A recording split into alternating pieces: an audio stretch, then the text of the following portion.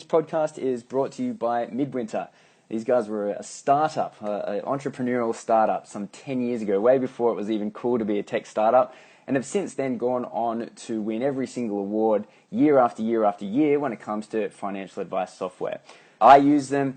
I know a lot of people that have, and if you haven't already jumped onto the new way of doing business, which is all cloud-based and API, so it all talks to each other, then go look at yourself in the mirror and sort yourself out and go get Midwinter. Cool. So today we're going to talk a bit about Sam's business, and Sam's got a, for those that don't know, he's got a spot on the Sky Business each week where he talks about money and all things sort of finance related. So we're going to talk a bit about that, and then we'll talk a bit about his journey around practice of the year. For anyone that's watching in that is new to the XY Live, there's a chat box on the side there, and if you just set your chat to the settings to type to everyone, then everyone will be able to see what you're typing. As we're going through the session, if you've got any questions, feel free to type them into the chat box, and we're going to get to some audience questions towards the end of the session. Also, guys, just for those watching, I've just put a link up to next week's session as well in the chat box. So, Sam, tell us, I suppose, first of all, give us a bit of your background and tell us a little bit about how your journey to get to this point and the whole TV thing, and we'll talk a bit more detail about the practice of the year, but sort of to give people an understanding of who you work with and how you do it. Yeah, sure. Listen, I started off working in a family business many years ago after I left school. But when I left school, I went straight to uni, and I failed uni. I got booted out after going skiing too much. I was competing in mogul competitions up at Mount Buller, just out of Victoria, and I prioritised that well over my university career at that point in time. As an 18-year-old leaving university, I didn't particularly feel that accounting was for me. So I dropped out for a few years, went and worked in the family business, travelled and did a few crazy things, and went back to uni when I was about 26, and I studied accounting, did a double degree in accounting and financial planning, and I went from zero to HDs in no time at all. When you're paying for it for yourself, and you're using your own time and driving an hour and a half out to the University of Western Sydney from the Northern Beaches, your motivation starts to go through the roof. So for that reason, I did fairly well at university, and then went into financial planning after renovating a bunch of properties in Sydney, and then just trying to find good advice. I was trying to get a good financial advisor, and I just couldn't find one. I couldn't find someone that would give me advice on tax, on property, and on shares. And it was fascinating that I couldn't find someone in the financial advice industry that could help. And I went to a bunch of banks and all the usual places, and thought, hey, rather than seeing this as a negative, I might see this as a bit of an opportunity. Having studied accounting and also studied financial planning, I'd obviously developed a bit of an interest in financial planning. I thought that I might go down that path, and I started to gain a few clients. I set up a business in 2004 called Henderson, which I'm still running today. And at that point in time, it was just me and a desk, and I was going around doing presentations at retirement expos, what was the Money Show at the time, and also the Investment Expo back in the day. And that public speaking or becoming an expert strategy that I kicked off early in the piece really precipitated the client base that I've got today. So that was really, I suppose, the catalyst for growing the business and for getting to where I am today. I did a couple of acquisitions along the way, for better or for worse. We did a great one, we did a terrible one, and got my fingers burnt, but also made a bit of money with the one that I did in Melbourne, and that was great. But by the same token, I think I'd probably stay focused on being an organic growth business now, and we've done fairly well to bring us up to practice of the year last weekend, which was great. And I suppose one of the biggest changes to the career was writing a book, which I did in 2011. Wrote my first book, Financial Planning DIY, which was published through John Wiley and Sons. And that was really the thing that the media are interested. And I think for anyone that wants to be an expert, writing a book is probably the first step. Okay.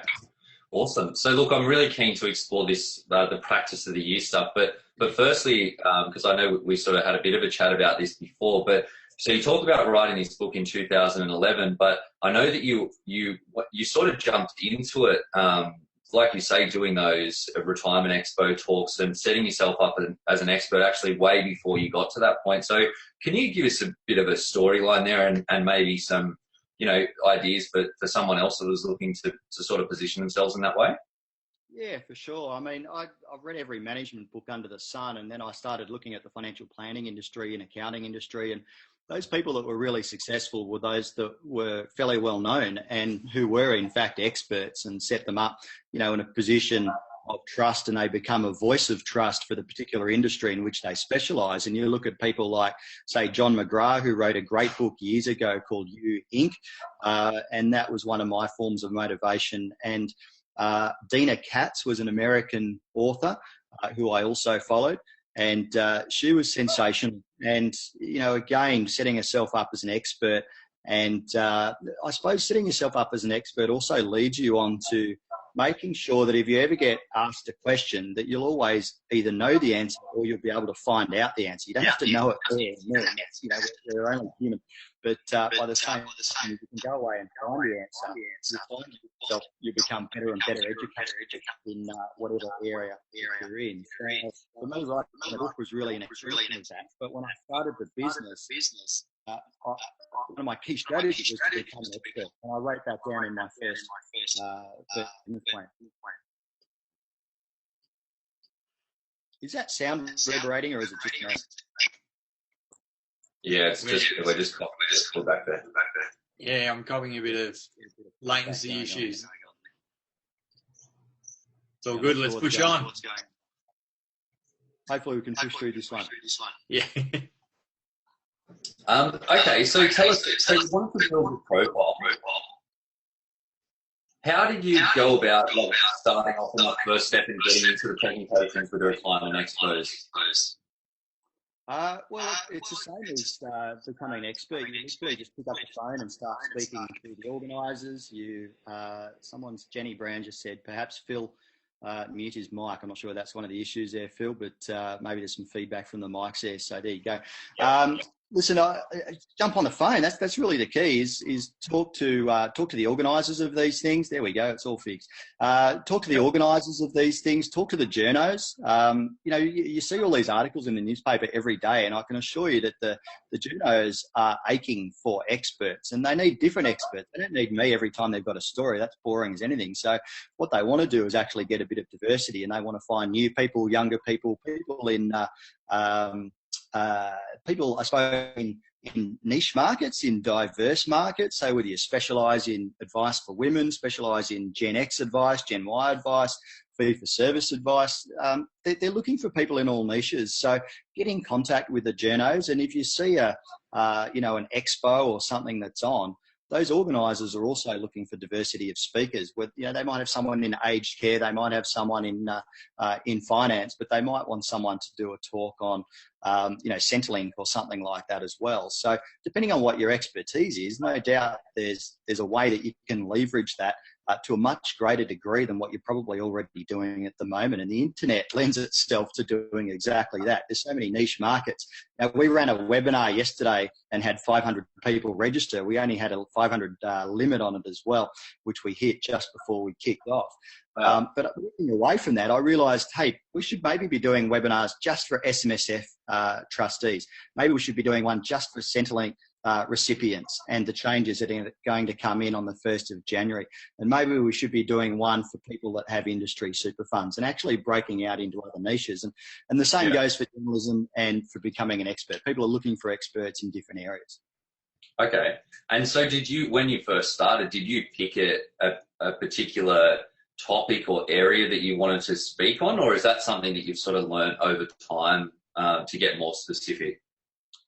Listen, I suppose I went for the area where I could add the most value, and the area where it would add the most value to me as well. So for me, that was retirement. At the point in time where I kicked off my business, I just left Tynan Mackenzie, who were bought out by IPAC and AXA and all the rest of them, and they were specialising in retirement. So I was trained in that area. So what I did find, of course, is that in retirement, you can reduce people tax substantially. You can reduce the capital gains tax that they pay from the sale of a business, and you can put them into account-based pensions, which are entirely tax-free, to give them an income for life. So, those areas add huge value to people's lives, and it's also an area that people don't know and understand. So even though a lot of advisors are focused on retirement, I don't think they do it well, and they don't express their value well enough. And that was really the point of becoming an expert and helping people understand that they can live a tax-free retirement. Hopefully that'll be able to continue with the super changes more recently, but who knows. But nevertheless, that's an area that I chose. It's also economically viable or commercially viable as a business model, because you get funds under management. We charge a fee of funds under management. So obviously, up around 200 million, which is where we're sitting at the moment, a little bit under that at the moment, then, we can run a pretty good business in a profitable fashion and give great advice and have clients for life. Yeah, absolutely. No, I think that's great tips. Okay, so tell us a bit more about this. Obviously, the practice of the year and the AFA, that's all just sort of happened recently. Tell us a bit about that process, and maybe, I know that obviously that's a pretty rigorous process and they look at all areas of your business, but what were the areas that you thought set your business apart from some of the other guys out there, which I know were also of a very high standard? Yeah, I'm a bit surprised the AFA didn't put me on a treadmill with all the ECG things all over me, because I tell you what, it's a pretty arduous process. Most of these competitions that we all enter, and I've been doing this for years, I suppose, and it's all part of building credibility is entering competitions for advice. I didn't realise how arduous it actually was, but they literally come in and they interview the staff, they go through the financials. They send out a survey to all of your clients, which I found incredibly invasive and fairly challenging, I've got to say, because whilst I'd done little surveys on webinars and things like that in the past, which is to a fairly engaged audience, I wasn't quite sure how the clients were going to respond. But fortunately, it was fairly positive. But I must say I was a little bit nervous in going through that process. I suppose one of the things that probably stood out with Henderson Maxwell was our media profile. And it's not just mine. Tony Davison, who's got a small portion of the business as well, is pretty active on Sky Business. In fact, he spends about 5 or 6 hours a week on Sky, and I've sort of handballed him a couple of articles for the Australian and also the Fin Review, which he does every 3 weeks. So, he's pretty active as well. And, that activity, we don't necessarily get paid for, and we don't get a massive commercial return on it, but it does give you credibility. And that, again, is probably what the guys from the AFA were looking at. But it's fairly confronting for someone to go through your business like they did with us. And, even with the profile that we have, or the perceived profile that we have, we don't have a massive business. We've got a turnover a little bit under $4 million, and we run a 40% profit, which is great. But it's bloody hard work. Even though we've got the profile and the phone rings, several times a day for prospective new clients, there's a lot of work that we've got to do. And we use, I suppose, the art of reciprocation to build the business. We give away a lot of free stuff to try to get the 5 or 10% of people that might be wanting to become clients. And hopefully the AFA picked up on that. And that's something that I really wanted to press home to them, is even though we've got a media profile, we absolutely work our asses off to get to where we are. And, I think, it was mentioned earlier that by Phil, I think that, we must have 30-hour days. We work really long hours, and it's nice, I suppose, to have that recognition from the AFA to say, great, you're a best practice business. But what I can say is that we work fairly hard to get to that point. And despite the fact we've got a media profile, we don't have clients with multi-millions of dollars walking through the door every day. So the AFA were probably looking for the rate of growth, which was probably around 15 to 20% for the practice, as well as the diversity that we've got in terms of the accounting business, which has grown by about 25%. And the accounting business specialises in SMSFs, and we look after about just under 250 SMSFs at the moment. So that's grown from, I think, what was only 40 3 years ago. So it's been pretty rapid sort of growth with the accounting business as well. Okay. So I think they're the sorts of things that they're looking for growth, looking for, media profile, and also looking for the profitability and the ratios that sit on the P&L. Okay. Interesting. And so how did you go about, because you've got your financial planning arm of your business, you do a lot of funds management work, and then you've got the accounting side. What was the evolution there? And for someone that might be looking to sort of grow their business or bolt on additional services, what are your tips on the right sort of approach there? Yeah, listen, you've got to be patient. Like, I don't know, as a 32-year-old when I started out the business, I wasn't particularly patient. I think on my business plan, I wanted to be the largest retirement planning business in the country. And, I look back at that and think, God, you're an idiot. I really do. I just think, like, seriously, what were you thinking? And I went out there and I bought a couple of businesses and I sold a couple of little books to try to clean things up. But, at the end of the day, when you buy businesses, you also take on debt, you take on risk, and you take on additional staff, you take on additional clients, which haven't bought into your philosophy from day one. So whilst I did really well out of buying and selling a Melbourne business, and I quite enjoyed working with the staff and the clients down there, I bought a Sydney business in 2009, and frankly, it was a bit of a disaster. And we probably halved the value of that over the same period of time. So one offset the other. So I think being patient is really important in terms of your evolution. Don't try to go out and buy other people's clients without thinking about how you're going to integrate them really well, and make sure if you are going to go down the acquisition path, that you do your due diligence and make sure the terms and conditions are favourable to you. I know it's a highly competitive market out there at the moment, so maybe that's not actually a great time to buy because you probably won't get the best conditions. That being said, the evolution from, say, a financial advice business, I was initially licensed through Securitor, which is now owned by the BT Westpac Group. We then went out and got our own license when we were sitting at around about 60 million, I think, as funds under management. So we probably had about 5 staff. And I was just wanting to do different things with my clients' money. I didn't want to buy managed funds, have it sitting on a platform, and be charging, having the client pay 2.5% total fee. That just didn't really make much sense to me. So we wanted to go down the accounts, the managed accounts path, which we are now doing and have been doing for about 8 years. So we're probably one of the, I suppose, pioneers, so to speak, in that domain. And that made a lot more sense because I can own shares, I can own term deposits, bonds, and manage funds if we want to, but we tend to try to avoid managed funds and focus on ETFs. So really, that evolution from being under a fully licensed, aligned licensee, that move to becoming self-licensed was really important. Sorry for those people that are aligned to the big banks, but I'm vehemently anti big banks and licensees because I do see them as product floggers. So hopefully that's not too offensive to some, but that's certainly the way the industry is perceived, and I think it's the reality for a lot of firms. And I'm just philosophically not aligned myself to that way of thinking. And I suppose becoming independently licensed was a really important step for me, managing the money the way we want it to be managed. And then what I found is that most of my clients were self-managed super funds. So we then thought, well, hang on a moment, we're managing 40, 50, 60 self-managed super funds, and we're giving the accounting out to accountants that are actually pretty hopeless in managing them. The average accountant manages about 5 self-managed super funds, and we found that clients didn't have trust deeds that were up to date. They didn't have binding determinations just about ever. They rarely had written investment strategies that were up to date. And even today, none of them have written investment strategies that include insurance, which they must have.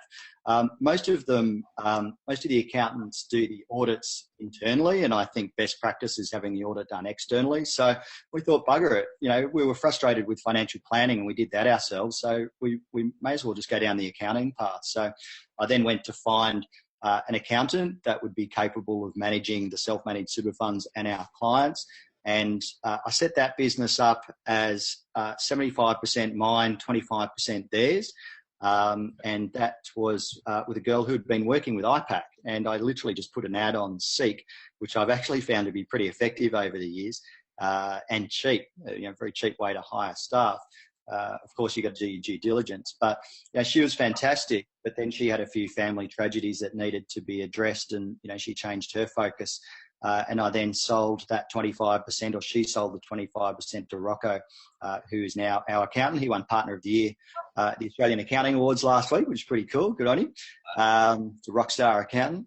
Well, I think he is anyway, but he's pretty cool. And he's been going great guns. So that evolution has taken place really as a drive from the clients, not necessarily by some sort of vertical integration that I had initially set out to establish. But that's the way it's come about, and we are now vertically integrated. So we're self-licensed. We give the strategic advice. We're very focused on holistic advice, tax advice as much as the financial planning advice. And we don't give a lot of product advice because we use a managed account. And that sort of takes away or removes that alignment to a particular product provider. And we're agnostic with respect to platform. If people don't want to use a managed account, no worries. We'll use BT, Asgard, Macquarie, whatever. We don't really care. We don't get paid by them anyway. And we really just want the cheapest and best option for the client. And, now we're looking around at other managed account options. So the evolution just takes place over time. It's just one of those things, you cats out there, you just want everything all at once, or you want a lifestyle, or, we all want different things. And I think you've just got to be patient. That's really the key. But try to establish some direction with a written plan from day one. That's always the key. Yeah. No, I think that's good advice, because I think a lot of people, you get caught up in you trying to build out this business, but letting it evolve naturally from the needs of your clients makes a lot of sense. So great. They pay your bills. they put your kids through school.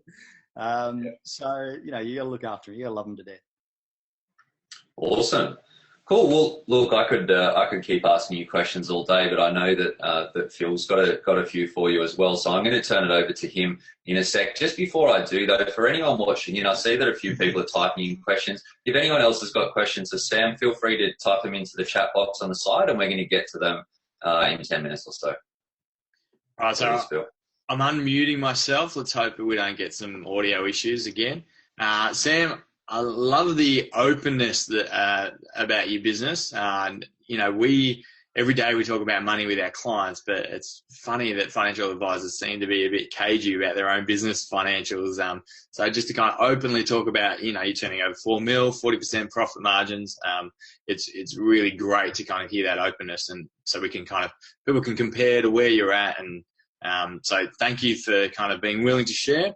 My first question is, given that you started back in 2004, you did seminars and you were speaking at conferences, retirement conferences and stuff. Do you think that's still the best way for someone to build out their personal brand? Oh, no, not really. I mean, I've been doing the Retirement Expo for about 10, 11 years now, and we've just dropped it. So we did find that we were getting deteriorating returns on those sorts of events.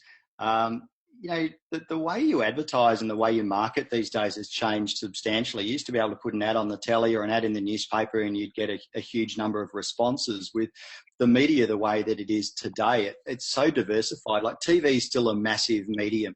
We hear that the internet's taking over, and that's fine. It is. It's certainly biting into TV, but TV gives you an instant mass market.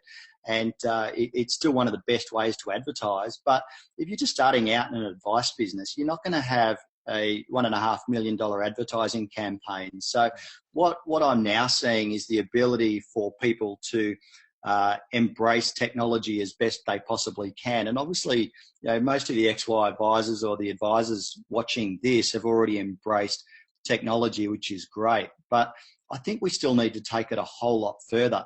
And that's probably where the future of the business and the future of leads lies. I don't think it really lies in mass media because it's not accessible to everybody in terms of cost. We've been running some TV ads over the last few weeks, and we've had plenty of downloads on what I call our lead magnet, which is 15 strategies to reduce your tax and boost your super. I think we've had 1,300 or 1,400 downloads on that, which has been great. But how many of those people actually just want free information? Yeah. And I suppose this is the problem. And it's just about creating a sales funnel, no matter what your medium is, whether it's Facebook advertising, whether it's LinkedIn, whether it's TV, newspaper, or whether it's just through niche advertising, if you're in the medical game or whatever, whether you're going to conferences and things like that. As I mentioned at the start of this, we ran a webinar which we'd advertised publicly. We did Facebook advertising for it, and we also used our database, which is sitting at about 6,500, 7,000 people now. And that's probably our best asset, is the database. So I'd encourage people to, you've got to have, at least a weekly newsletter. Don't just do a monthly newsletter. It's not frequent enough. People's inboxes are getting hammered by everybody else. And if you want to be the expert, you want to be the front and center, you probably need to be in the inbox at least once a week in one way, shape or form. So, we've moved a long way from standing up at the Retirement Expo, the Investment Expo, which no longer exists, or the Money Show back in the day, to, really having to embrace technology to, I suppose, diversify the way we bring in leads. The best lead magnet we've got, of course, is the TV show on Sky News Business. It's on at 8 o'clock every Thursday night. It's called Your Money, Your Call. And people who are specific to our demographic ring in and they ask questions about super and retirement. So I've been doing that for about 4.5 years now. And, it's definitely the best form of lead attraction. But by the same token, it took me sort of 18 months, 2 years to be getting a decent amount of leads from that, simply because people have to learn to trust you. They don't just trust you because you got your picture in the paper or you write an article. They learn to trust you over time, and they test you, I suppose, with the consistency of what you say. And that's where that weekly newsletter for those people starting out, whether you've got a database of 5 or 10 or 500 or 1,000, and you can grow that through Facebook, LinkedIn or whatever, you've really got to make sure that you're front and center and that the news and information you're providing is of value and it's consistent and it's aligned to your personal and corporate values as well. Yeah. So just ask you a question just about TV. Do you obviously track the leads that come predominantly from TV? How many leads would you get into the business from the work that you're doing? Last year, I think we had about 1,000. Okay. So it sounds crazy. Out of that, we probably, now that's some people just ringing up for free info. Like they just, hey, I'm setting up a transition to retirement. How much tax am I going to pay? Or is it worth me doing that? We're not running a benevolent society. So by the same token that we get all these calls, we've got to try to filter them in some way, shape or form that doesn't take up all of our resources. We have, how many staff? We got 12, 13 staff. So, we've got limited resources to manage all of those leads. So we've got scripts on how to manage them and how to, I suppose, divert those people that just want free questions answered to the show or to the column that I do in the Fin Review every weekend. For those people that sort of go on to the next level, then either Tony or myself, we've only got 2 advisors, which surprises a lot of people. I'm not in the business of having 8 advisors and, having one of those businesses that just looks big on the surface. We want to run an efficient business. So Tony and I literally jump on the phone and talk to the clients and qualify them. That qualification process is really important. And if we can't help them, then we tell them. And if we can help them without them having to pay anything, then we do that as well. We'll literally just give them an honest answer and say, you probably just need to do this or you need to do that, but go and seek advice, and this is general in nature, and all the rest of the disclaimers that we have. And then there's a small portion that would actually fit the sort of client that we want to work with. And when we have that discussion with a prospective client, we say, listen, we just need to have a bit of a chat to work out whether we're right for you and you're right for us. And that's really important when you're building a business, because at some point in time, you're going to look back and you don't want to have a business full of people that just fog a mirror. Just because they breathe doesn't mean they can be a client. It's important to be able to articulate what your ideal client looks like. And that's been very important for me throughout the growth process. That being said, I have taken on, sometimes I'll take on smaller clients just because I like them. It's not all about money. Sometimes it's, we just want to take on clients because their situation's challenging. They might be in a position where they probably can't necessarily afford great advice, but they deserve it or they need it. So, we like to help out as well. I got a young bloke up in the Northern Territory at the moment that just rang me and, had a bit of a chat, and, I thought, hey, he's a good bloke. he's a good bloke that's just trying to get good advice and he's struggling. And, I just want to spend some time with him and, add some value. So, that qualification process is really important. And that sort of leads on to the quality of the business that you're going to end up with. And, it's a journey. Yeah. So out of that 1,000 leads, how many turned into clients after it trickled through the whole process? Would you? We probably bring on about 50 or 60 new clients a year in some way, shape or form. So not all of those will be full funds under management advice clients. We probably bring on 30 odd million a year in funds under management. So it's decent sort of level. And our client base, I suppose our target client is what I call the mass affluent. So it's 500,000 to 5 million. We don't have anyone greater than that. We're not in the ultra high net worth market, but if they've got under 500, generally we won't take them on. We've got a few with a bit less, but we tend to attract the self-managed super fund clients as well. Your average self-managed super fund has about 1,050,000 in it. So that's kind of where my average client sits. Yeah. And so to that point, Ray had a question about bringing on 30 to 40-year-old clients if they don't, because you're charging a FUM, if they don't have, or if they've got less than 500,000, it's kind of, you'll kind of push them towards another advisor who will better service them. Is that how you manage it?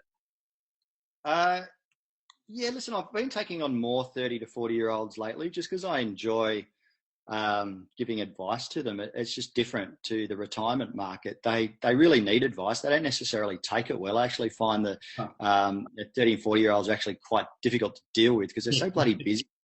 They're usually geared to the eyeballs. They've usually got kids at school. They're trying to work. Some of them are breaking up with their missus. Like, it's just a frigging mess. It's just like my life. So it's complex, but you can add a lot of value if you become that valued voice for them, and that's what I really enjoy. Professionally, you want to be valued by your clients, and not all of my clients are retirees, and that's an important point to make. Yeah, no, great. All right, so we're almost running over time, so we're going to start heading to some audience questions. Ben, you're going to hit us with the first question. You're on mute, Ben. Sorry, thank you, Phil. I've got a great question here from Shane Hayes. And the question is, how do you see your practice potentially changing over the next 3 years? Is there any things that you're thinking about doing differently from what you've been doing to get you to this point? I was just looking at that question. Do we align with accountants? Every accountant that I've ever spoken to just says they get hounded by financial planners wanting to align with them. Now, I know a lot of advisors have aligned quite successfully with accountants, and that's great, but I've not been able to do that. What I find is that there tends to be a conflict of interest when it comes to sharing clients. So we tend to be a little bit protective over our clients, and that's why we've gone down the path of vertical integration. It's the reason why you also need to own your database of clients, and that's it leads to the whole way you market your business and who's talking to your client, because you want to make sure that they're trusted advisors. So if you're going to align with an accountant, make sure you've got something greater than just an agreement, even if it's a written agreement. You want to be able to share their values, you want to be able to share their philosophy, understand what their specializations are, and just make sure that is the best practice advice is coming out of those people to your clients. And I just struggle to find that with accountants, even with estate planners. I use an estate planner now, Retire Law in North Sydney, and he's really good. He's been doing my personal stuff and my client stuff for years. But finding those sorts of people is a bit of a challenge, and it also comes down to that client ownership issue that I've had for many years. So who are we going to align with in the future? Who knows? We'll hopefully no one. That's kind of I'm a very distrusting person when it comes to good advice. So, if you can align with someone in a trustworthy fashion, great. But we've not really been able to do it well, which is why we've gone out and, we manage our own clients' money. We have our own accountancy firm, and we do align, I suppose, with an estate planner. That's about it. Yeah, so basically you don't trust anyone, which is good. So Mark Rottenstein's asked a question about the AFA award. Considering there was a lot of time, effort involved, do you think it was worthwhile, or was it more that kind of just that building trust with clients? I don't know whether it's worthwhile yet. I suppose we'll find out over the next 12 months or so. I believe it's a fairly arduous journey. I've been told by previous winners that you need to give up a few weeks or a few months of your life to go and travel on the road and talk to other advisors. But I don't mind doing that sort of stuff. I think that's great. I quite like talking with other advisors and helping them with their businesses, which is why I'm quite open with my business. And I think that's really important, because what you do find is most people don't do what you say that you do anyway, even though they probably should. I was obsessed by business people, successful business people, and what they did and how they did it. And I would always go and meet with them and find out who won the awards and why. And I think that sense of curiosity, just like Nashi did when he first got in contact with me, he was all over me. And, I think that's great. That's good. And Corey Wassell did the same thing, another one of your guys. And, that's great. That's exactly what I did, which is why, I'd spend a bit of time doing that with other people that are curious. You just got to stay curious and find out what others are doing. You don't have to invent the wheel. You just have to do what others are doing and do it better.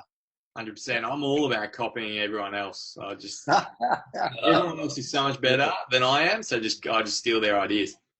Yeah, totally. One question. This is from Shane Hayes as well. Just in terms of outside of the alignment piece, are there things that you're thinking that you'll be doing differently in 3 years' time to what you're doing now? Just in terms of your client engagement and the way that you're working with clients, or the way that you're managing your business? Oh yeah, definitely. I mean, even the way we're doing this interview, 5 years ago, you would never be able to interview on Zoom because no one had ever heard of Zoom. Here we are 5 years later, being able to do a group chat, in front of, what will probably be 100 odd people, which is sensational. So, we've got clients because of the nature of the TV show we do. We've got clients in the Northern Territory, North Queensland, WA, and we speak to a lot of them either on Zoom or Skype or even over the phone. So the way we do business and the way we make ourselves accessible to our clients is essential to our success. And the way, I suppose, we distribute our advice, or the channel to which we distribute our advice, needs to embrace technology. We need to embrace change. And, as a future advisor, we're going to need to, and we always have, embraced innovation. And I'd like to think that we've always been at the forefront of that. And we're always learning. You can never think that you know everything. You never get arrogant enough that you know everything, whether it's about retirement planning, superannuation, or how to run a business. And I'm just as fascinated about how to run a business as I am about giving superannuation advice. We just went over to FinCon over in the US with a bunch of other advisors that I met over there, had a great time, learned a bunch of new stuff. I'm obsessed by podcasts. I listen to Amy Porterfield every week when she puts out a new podcast. I listen to Pat Flynn, Smart Passive Income. I'm still obsessed, but probably less so, by books. So always trying to push the boundaries, I suppose, of innovation, and that comes down to how you deliver that advice to clients. I love it. We've got 2 more questions from what I can see. Try and do a quick fire. Do you charge for your first appointment? No, we don't. No, we do a free first appointment. We've thought about charging for it. We do okay. We probably don't need to. It might be a good opportunity for qualification. It's probably something we should do, but we haven't. Yeah. And Leon Jones has asked, was it difficult to establish a managed account? No, it's really easy to establish a managed account in the first instance, but it depends how engaged you are in the investment process. I mean, I've been managing shares since I was a young bloke. My old man used to have a family trust and used to distribute money to me pre-99 when you were able to do those sorts of things. So as a kid, I thought I owned BHP shares, even though they were dad's. I certainly took ownership of them at an early stage, and they ended up helping me buy a hotted up car. But by the same token, I got quite a lot of insight into how to manage money, and that's been really important. So it depends how engaged you are with that process. If you can manage a share portfolio, a balanced portfolio with shares and cash and bonds and all the rest of it, then yeah, managed accounts pretty easy to establish. That being said, you'll have to jump through a few compliance hoops. So whether we use managedaccounts.com.au at the moment. We're looking at Hub24. We've looked at a bunch of others, and we'll continue to look at those managed account providers to make sure that the ones that we use are leaders in their field. And we may well change in the not too distant future. Right. this interview has been fantastic. If someone wants to get in touch with you, what's the best way that they can do it? I suppose through our website at hendersonmaxwell.com.au. We are looking at doing some advisor education in the future. So I'm just toying with an idea around Advisor U, which will be about educating advisors around building and growing their businesses, making them more profitable. And apart from that, they can ring us, email us, follow us on LinkedIn, Twitter, Facebook, all those usual sorts of places. So if anyone's got any questions about acquisitions, writing a book, speaking, how to get your profitability up to 40%, how to get 1,200 downloads from a ebook, from TV advertisement, mate, you're covering every base. So if anyone's got any questions, go hit up Sam. And we're finishing now, so I just want to thank you so much, Sam, for coming on board and kind of just giving us all your information and also not being cagey, just freely giving it out. So thank you very much. Good on you guys. Really enjoy it. Happy to help out, and look forward to doing it again one day.